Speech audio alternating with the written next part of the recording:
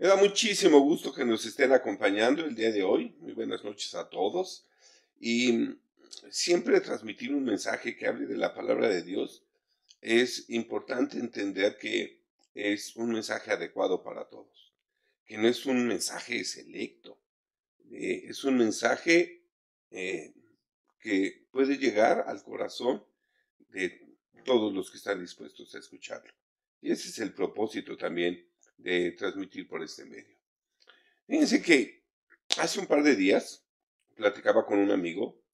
Dios había bendecido su palabra en el alma de este amigo, de manera que ya se había convertido a Cristo, aunque se tardó mucho tiempo en rendirse a Cristo. Y entonces le pregunté, ¿a qué atribuyes que durante todos los años que estuviste escuchando el mensaje de salvación, eh, ibas pero sin encontrar al Salvador? Y su respuesta fue muy honesta y precisa. Me temo, me dijo, que fue debido a que yo venía a escuchar al predicador y con eso me daba por satisfecho. Pero cuando Dios me enseñó a buscar a Cristo y a anhelar la vida eterna, entonces obtuve la bendición. Creo que a muchos nos ha pasado igual. Ponemos los ojos en el mensajero sin poner el corazón en el mensaje. Por tanto, quienes lean, escuchen o vean este mensaje, y en especial quienes aún no son salvos, traten de hacerlo de esta manera, no fijándose en cómo predico. Yo mismo no le doy mucha importancia a eso y a ustedes debería importarles aún menos, sino solo deben concentrarse en el bien que pueden obtener de este mensaje. Quisiera que cada persona se preguntara, ¿hay alguna bendición para la salvación de mi alma en todo lo que el predicador ha dicho? Ahora bien, nuestro versículo contiene un resumen del Evangelio. Por tanto, puedo afirmar que contiene al Evangelio completo. Creo que tenía que haber empezado diciendo el versículo clave y no la anécdota, pero no se fijen, por favor, en mis errores, sino en lo acertado del mensaje. Cuando uno recibe notas resumidas de un sermón o de una conferencia, muchas veces no puede percibir la esencia de ellos. Pero en este versículo clave, uno recibe toda la condensación posible con todo el espíritu y la esencia de la gran verdad que encierra el Evangelio. Como si fuera un comprimido que cuando lo pone uno en el agua empieza a fervecer sin perder ninguna sustancia. Es como una microbiblia, porque este solo versículo engloba la esencia de toda la Biblia. Se me pasó decir cuál es el versículo clave. Sorry otra vez. No se fijen en mi simpleza, sino en el mensaje que traigo, porque ese mensaje es grandioso. Voy a ser breve a tratar cada punto y por lo tanto me voy a referir de inmediato al primer tema. Aquí encontramos el nombre descrito de una manera muy amplia. Cristo Jesús vino al mundo para salvar a los pecadores. Una de las preguntas más importantes que que puede hacerse a alguien es esta: ¿para quién está destinada la salvación? Seguramente a ustedes también les han hecho esta pregunta. ¿Yo por qué tengo que ser salvo? ¿Para quién es la salvación? La respuesta está dada por el Espíritu Santo en la inspirada y reveladora palabra de Dios. ¿Sí? Cuando dice, Cristo Jesús vino al mundo para salvar a los pecadores. Creo que no les he dicho cuál es el versículo. Sorry again. Fiel es esta palabra y digna de toda aceptación, que Cristo Jesús vino al mundo para salvar a los pecadores, de los cuales yo soy el primero. Primera carta de Timoteo, capítulo 1, versículo 15. Ese es nuestro versículo clave, lo leí en la versión Reina Valera 60. Dice, Jesucristo vino para salvar a los pecadores, lo cual incluye a toda la raza, género y cantidad. En tanto, un encaje dentro de la descripción general de pecador No importa qué forma haya tomado tu pecado o cuál sea su apellido. Todos los hombres y mujeres de todas las razas, tribu y nación, sin excepción, han pecado. Pero no todos han pecado de la misma manera. Todos se han desviado del camino y sin embargo, cada uno se ha ido por una ruta diferente. Cristo Jesús vino al mundo para salvar tanto a pecadores respetables como a pecadores vergonzosos. Vino al mundo para salvar tanto a pecadores orgullosos como a pecadores desesperados. Vino al mundo para salvar a los borrachos, a los ladrones, a los mentirosos, a los que frecuentan a las rameras, a los adúlteros, a los asesinos y semejantes. Sí, cualquiera que sea el tipo de pecado existente, esta palabra es maravillosamente amplia e incluyente. Cristo Jesús vino al mundo para salvar a los pecadores. Ellos conforman la lista negra y el infierno es el castigo que se merecen. Y me preguntan, pero pastor, acaba de decir que esta es la gente que Jesús vino a salvar, ¿o no? Bueno, sí, pero yo solo soy el mensajero. El mensaje lo inspiró el Espíritu de Dios y la obra la hace Cristo Jesús para la gloria de Dios Padre. Es decir, que si hubiera personas que en el mundo fueran libres de pecado, Jesús no habría venido para salvarlas, ya que tales personas no necesitan un Salvador.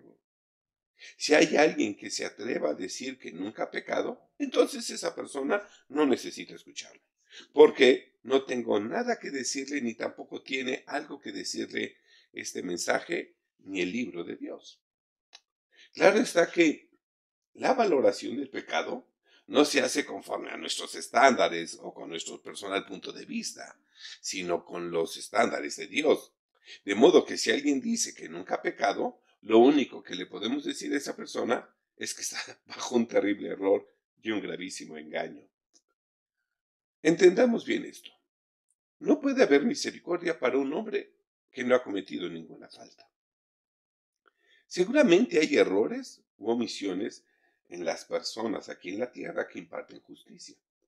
Fíjense que hace tiempo, lo voy a decir así mejor, en una galaxia muy lejana, un hombre fue condenado al destierro por una ofensa que nunca cometió. Y cuando se descubrió que no era culpable, el rey de aquel lejano reino lo insultó, otorgándole un generoso perdón. El pobre desgraciado nunca cometió el crimen por el cual había sufrido y había estado al menos un año preso como un criminal, aunque en realidad era inocente. Pienso que más bien el rey debía de haberle solicitado su perdón y debió de haberle compensado en gran manera. El perdón y la misericordia no son para gente inocente, sino para los culpables. Y el Señor Jesucristo, por lo tanto, vino al mundo no para salvar al inocente, al justo, al bueno, sino para salvar a los pecadores, tal como nos lo dice nuestro versículo clave. Consideremos a continuación que Jesús vino para salvar a los pecadores tal como son en el sentido más genérico. No hay que añadirle más adjetivos como rata inmunda, engendro del infierno o cosas así. Pecador ya significa todo lo peor. Es apartado de Dios, separado del Dios vivo. Vean, ese significado es peor que cualquier otro calificativo. Lo impresionante es que cuando Jesucristo invita a los pecadores, lo hace de esta manera. Pecadores, vengan a mí, que yo los voy a perdonar. Cristo Jesús vino al mundo para salvar a los pecadores. No encontramos ningún adjetivo antes del nombre. No hay ningún calificativo especial, sino simplemente son pecadores y punto. Ahora bien, no hay ningún calificativo y tampoco hay ningún mérito, como humilde pecador o ingenuo pecador, ni mucho menos un buen pecador o honrado pecador. Eso sería como pedir carne de cerdo kosher. Cristo Jesús vino para salvar a pecadores y punto final. Si crees tener algún mérito, si crees que hay algo bueno en ti, es tan solo una gota de rocío en un mar de inmundicia. Sin embargo, definitivamente, no hay ni siquiera una sola gota de rocío en nuestra naturaleza, ni tampoco la requerimos para que Cristo quiera venir a salvarnos. Él vino para salvar a los pecadores. Eso es todo lo que nos dice el apóstol Pablo. Sería absurdo, de mi parte, pretender limitar lo que no tiene límites. No quisiera dar calificativos a lo que no tiene calificativos. Pecadores, punto. Eso es todo lo que el apóstol dice. ¿Cómo? A pesar de que no tenga ni una pizca de bondad, ni una sola señal de humildad. Así es. Cristo Jesús vino al mundo para salvar a los pecadores. Esto quiere decir también que Cristo Jesús vino para salvar a los pecadores en medio de su condición. Recordemos que el pecado es algo sumamente ofensivo. Cuando la conciencia realmente se despierta y descubre la corrupción del pecado, se ve tal como es, como algo verdaderamente horrible. Las Escrituras nos enseñan a aborrecer aún la ropa contaminada por la carne y existe algo conocido como la justa indignación en contra del pecado. Pero el Señor Jesucristo ha venido al mundo para salvar a los contaminados, para salvar a aquellos a quienes la virtud condena, para salvar a los rechazados por la sociedad. A pesar de todo, su repudio y horror al pecado, y por cierto muchísimo mayor que el nuestro, puesto que su espíritu es con mucho más sensible debido a su pureza suprema. Entonces, a pesar de todo eso, vino al mundo para salvar a los pecadores y lo demostró, pues con los pecadores convivió, incluyó publicanos, gente de mala fama y de baja reputación. Comió con pecadores y con prostitutas, vivió con pecadores y murió con pecadores. Entró al paraíso con un ladrón. Y hoy, todos aquellos que cantan un cántico nuevo en el cielo, confiesan que fueron pecadores, puesto que dicen en Apocalipsis 5, 9 y 10, y cantaban este cántico nuevo. Tú eres digno de tomar el rollo y de romper sus sellos, porque fuiste sacrificado y derramando tu sangre redimiste para Dios gentes de toda raza, lengua, pueblo y nación. De ellos hiciste un reino, hiciste sacerdotes para nuestro Dios y reinan sobre la tierra. Gloria al Cordero de Dios. Esto es increíble, ¿verdad? Pues a pesar de toda la contaminación del pecado, Cristo vino para salvar a los pecadores. También vino para salvar a los pecadores que estaban bajo maldición. Recuerden que el pecado es una cosa maldita. Y me atrevo a decir, recuerden, porque así me lo enseñó mi maestro. Mi maestro de teología, siempre que le preguntaba algo, nunca me decía otra palabra que no fuera, recuerde mi hermano que. Y por más que yo le decía, de verdad, maestro, esto no es un problema de memoria, esto es un problema de ignorancia, no lo sé, mi maestro siempre decía, recuerda mi hermano que.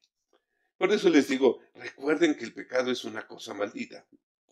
Dios nunca ha bendecido el pecado y nunca lo hará. Absurdo sería orar pidiendo a Dios que bendiga nuestro pecado. Aunque pueda parecer que el pecado florece durante un tiempo, siempre está sobre él la plaga enviada por Dios. El aliento del gran juez se encargará de secar todo lo que provenga del mal. Él no puede soportarlo. Su fuego arderá hasta las regiones más bajas del infierno en contra de toda iniquidad. Sin embargo, aunque estemos bajo la maldición del pecado, Cristo Jesús vino al mundo para salvar al pecador, incluyendo la maldición. Por eso la llevó sobre sí mismo, colgándola él mismo en el madero de la maldición y soportando la maldición por nosotros, para que nosotros pudiéramos ser salvos y libres de la maldición del pecado. ¿Sientes la maldición de Dios en tu espíritu este día? ¿Tienes una impresión de que se secan todos los manantiales de tu vida? A pesar de todo ello, Recuerda que Cristo Jesús vino al mundo para salvar a los pecadores. Además, Cristo vino para salvar a los pecadores débiles y moribundos. Recuerden que el pecado acarrea la muerte. Donde quiera que reina el pecado, el poder para hacer el bien se extingue. Jeremías 13:23 nos lo dice súper bien. ¿Puede un negro cambiar de color? ¿Puede un leopardo quitarse sus manchas? Pues tampoco ustedes, acostumbrados al mal, pueden hacer lo bueno. Cuando uno está débil, cuando aún está débil para creer en Él, débil para darse cuenta de su pecado, débil para sentir el deseo de ser mejor, débil para sentir siquiera el deseo de ser perdonado. Aún en esa situación y condición, es cierto que Cristo Jesús vino al mundo para salvar a los pecadores. Sé que esto es así, puesto que nuestros primeros buenos deseos son un don de Él. Nuestras primeras oraciones nos vienen de su propio aliento. Nuestro primer suspiro bajo la carga del pecado es obra suya. Jesús lo hace todo y lo hace primero. Vino al mundo para salvarnos. También Romanos 5:6-8 nos dice en la Dios habla hoy, pues cuando nosotros éramos incapaces de salvarnos, Cristo a su debido tiempo murió por los pecadores. No es fácil que alguien se deje matar en lugar de otra persona, ni siquiera en lugar de una persona justa, aunque quizás estaría dispuesto a morir por la persona que le haya hecho un gran bien. Pero Dios prueba que nos ama en que cuando todavía éramos pecadores, Cristo murió por nosotros. Por favor, marquen ahí en el versículo 8 ese verbo en pasado, éramos. Y ese va a ser tema de otro mensaje. Por el momento, sí, nada más vamos a marcarlo. Dice, porque siendo incapaces para salvarnos, a su debido tiempo Cristo murió por los pecadores. Pecadores en quienes no existía absolutamente nada de bondad, los impíos y pecadores. En Efesios 2:12-13, capítulo 2, versículo 12-13, nos dice, recuerden que en otro tiempo estaban sin Cristo, separados de la nación de Israel y no tenían parte en las alianzas ni en la promesa de Dios. Vivían en este mundo sin Dios y sin esperanza. Pero ahora, unidos a Cristo Jesús por la sangre que Él derramó, ustedes que antes estaban lejos, están cerca. Es para salvar a tales personas que Jesucristo vino al mundo. No sé cómo abrir más ampliamente esta puerta. Ya sé, le sacaré los goznes. Si has pecado, mira la voz del amor eterno que habla con una fuente inagotable. Esta voz que te está diciendo estas palabras. Fiel es esta palabra y digna de toda aceptación, que Cristo Jesús vino al mundo para salvar a los pecadores. Sé que no debo demorar mucho en analizar cada palabra de nuestro texto, así que vamos a proseguir. En segundo lugar, encontramos aquí nuestra necesidad o una amplia palabra de salvación. Nosotros, como cualquier pecador, necesitamos la salvación. Y Cristo Jesús vino al mundo para salvar a los pecadores. Jesús vino para salvarnos. No vino para condenarnos, sino para salvarnos. Cuando Dios bajó a la tierra, pudo pensar que debió de haber venido para condenar, pues cuando bajó para inspeccionar la torre de Babel y vio el pecado que había en el mundo, dispersó a los pecadores sobre la faz de la tierra. Ahora, podría pensarse que si viniera a la tierra, se conmovería y estaría horrorizado como resultado de su investigación personal del pecado, y luego diría, voy a destruir el mundo. ¿No? Dice la palabra también, terrible cosa es caer en las manos del Dios viviente. Pero Jesús dijo, el Hijo del Hombre no ha venido para perder las almas de los hombres, sino para salvarlas. Lucas 9:56.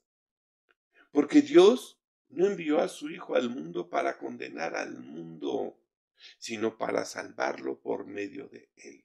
Juan 3:17. Con todo este respaldo de mensajes e instrucciones, si perciben alguna condenación en el Evangelio, es simplemente porque ustedes mismos están introduciendo esa condenación. Porque si el Evangelio fuera para la perdición de la humanidad, ya no sería Evangelio. ¿Cuál buena noticia? Vamos a decirle a los perdidos que van a seguir perdidos. ¿Esa es una buena noticia? Claro que no. De modo que es el rechazo al Evangelio lo que condena, no el Evangelio mismo. Por lo tanto, le pido a Dios que ustedes nunca desprecien la palabra de Dios, ni se juzguen a ustedes mismos indignos de la vida eterna, como hicieron aquellos a quienes Pablo y Bernabé predicaron en Antioquía. A la ausencia de luz se le llama obscuridad. De igual manera, a la ausencia de evangelio se le llama condenación. Quiero dejar bien en claro que Cristo no vino al mundo para ayudarnos a que nos salvemos a nosotros mismos. Él vino para salvarnos, no para ayudarnos a ponernos de pie diciéndonos, ahora tú haz esto y aquello y yo me encargaré del resto. Como lo dice en Herejías 3:16, ayúdate que yo te ayudaré. Fue el primer pseudo versículo que me aprendí. Cristo Jesús vino para salvarnos de principio a fin. La salvación es totalmente por gracia y totalmente el don de Dios por Jesucristo. Insisto en que no vino al mundo para hacernos salvables. Esta palabra no aparece en el diccionario, pero significa aptos o adecuados para ser salvos. Sino que Él vino para salvarnos. Y tampoco vino para ponernos en un camino donde de una forma u otra podamos hacer méritos para la salvación, hermano, sino que vino personalmente para ser el Salvador y para salvar a los pecadores. Pueden darse cuenta que cuando uno trata de hacerse un traje de justicia, todo lo que hacen en el día se deshace en la noche. La salvación no es meritoria, es el resultado de la gracia de Dios. Así que dejen de intentar confeccionar prendas para cubrir el pecado. Hagan a un lado sus agujas de costura y tomen lo que Cristo ha hecho de manera completa. Vengan todos ustedes que han estado trabajando arduamente como prisioneros en trabajos forzados, tratando de llegar al cielo de esa manera, ya que nunca lo van a lograr. Contemplen esa escalera como la que Jacob vio en otros tiempos, que se extendía desde el cielo hasta la tierra y de la tierra al cielo, y que Dios les permita subir a Él por esa vía y no por sus propios esfuerzos. Jesús no vino para ayudarnos a nuestro proceso de autosalvación. Él no vino para salvarnos en parte, para que nosotros hagamos el resto. No. Toma mucho tiempo lograr que algunos se den cuenta de esto. Conozco a un buen número de cristianos que todavía tienen un pie sobre la roca y el otro pie sobre la arena. Pero eso será motivo de otro mensaje. Mientras tanto, no me resta más que darle gracias a Dios por la oportunidad de estar aquí y decirles que esta historia continuará. No se pierdan el segundo mensaje. Mientras tanto, sí, demos la gloria a Dios hoy y siempre. Amén y amén. Esto se los dejo de tarea. Hasta luego.